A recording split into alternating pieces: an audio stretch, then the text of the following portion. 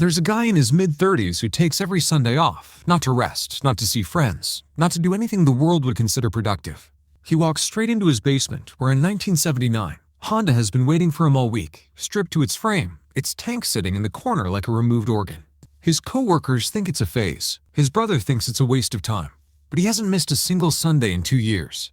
This isn't about motorcycles. The decision to take a perfectly functional machine and tear it down to nothing, to spend months and serious money rebuilding it into something that never existed before, that decision is coming from somewhere much deeper than mechanical interest. A motorcycle is something you wear rather than operate. You don't sit behind glass, separated from the world by climate control and steel. You sit on it fully exposed, feeling every shift in temperature, every change in road surface, every gust of wind that decides to push back. It is one of the most physically intimate experiences available to a person moving through ordinary life. So when someone decides to modify that machine, they are redesigning the most immediate physical experience in their entire week. Every change becomes personal in a way that is almost impossible to replicate with anything else. There's a guy named Marcus from Birmingham who bought a wrecked Kawasaki Z900 at 24 and spent 18 months restoring and customizing it in a rented garage with no heating. When people asked why he didn't just buy something already finished, he said he'd spent most of his life following instructions he hadn't written. The bike was the first thing in his life where every single decision, every color, every line, every sound was entirely and exclusively his. The object mattered less than the authorship. That reveals one of the most powerful forces behind modification culture.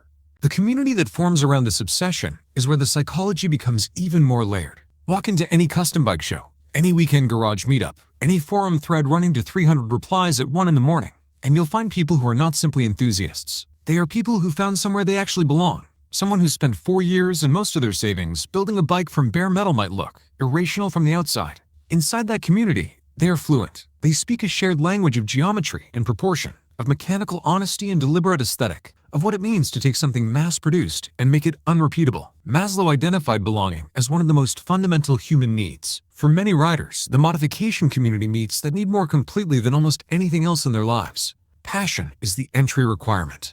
Knowledge is the currency. A stranger becomes someone you trust because you both made the same strange, deliberate choice to care deeply about something most people walk past without slowing down. There is also a creative dimension that rarely gets the attention it deserves. Choosing proportions, surfaces, finishes, and sounds is design work as serious as anything happening in a studio. The person deciding how their tank will sit relative to the seat, how the exhaust note will feel at low revs, how the whole machine will read from 20 feet away. That person is making aesthetic decisions with real consequences. And when the vision finally exists in physical form in front of them, the brain responds the way it responds to any genuine act of creation. Dopamine, the same neurological reward a musician gets finishing a recording. The same thing a writer feels reading back a sentence that finally landed right. It is not a metaphor, it is chemistry. But honesty requires acknowledging the harder side of this. Not every modification comes from a purely grounded place. Psychologists use the term compensatory consumption to describe investment in objects that compensate for something felt to be missing elsewhere. The louder pipe that wasn't needed.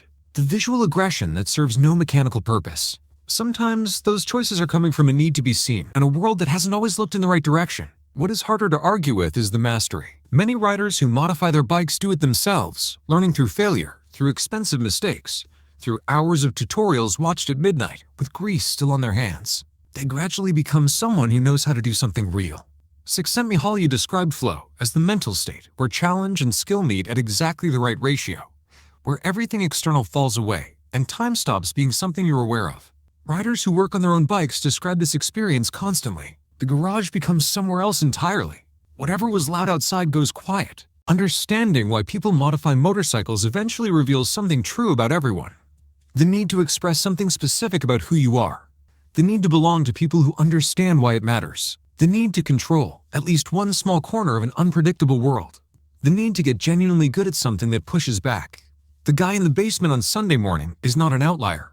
He has just found his particular avenue toward needs that every person shares. For some it's cooking. For some it's music. For some it's running the same trail until they stop checking the time. For this group, it's a motorcycle.